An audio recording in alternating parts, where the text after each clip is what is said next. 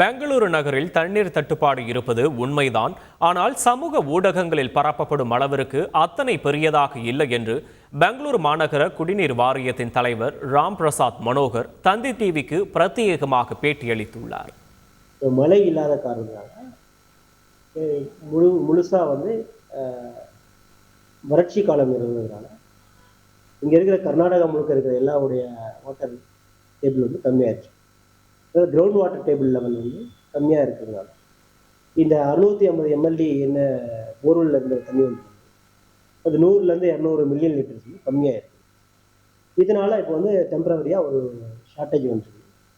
இது சோசியல் மீடியாவில், வாட்ஸ்அப்பில், பொது வழித்தளங்களில் இந்த மாதிரி ப்ரொஜெக்ட் பண்ணுற அளவுக்கு ஒரு பெரிய அளவில் கிரைசிஸ் எதுவும் கிடையாது. ஆனால் சில பெங்களூர் நகரத்துக்கு சுற்றி இருக்கிற 110 கிராமங்கள் அப்படின்ற ஒரு ஏரியாவில் அங்கே இருக்கிற அப்பார்ட்மெண்ட்டுகள் பெரும்பாலும் அதாவது நீங்கள் சொல்கிற அந்த 110 கிராமங்கள் அப்படின்னு புதுசாக மாநகராட்சியோடு இணைக்கப்பட்ட பகுதிகள் கரெக்டாக? புதுசாக மாநகராட்சியில் இணைக்கப்பட்ட அந்த கிராமங்களில் பெரிய பெரிய அப்பார்ட்மெண்ட்டுகள் இருக்குது. அந்த அப்பார்ட்மெண்ட்டுகள் எல்லாருமே போர்வெல்ல தான் நம்பி இருக்கிறாங்க அந்த தண்ணியை. அதனால் அந்த போர்வெல் பாதிக்கப்பட்டதுனால இந்த பிரச்சனை வந்திருக்குது. இது கண்டிப்பாக கர்நாடக அரசும் பெங்களூரு குடிநீர் வடிகால் அதற்கான முயற்சிகள் எடுத்துக்கிட்டு இருக்கு.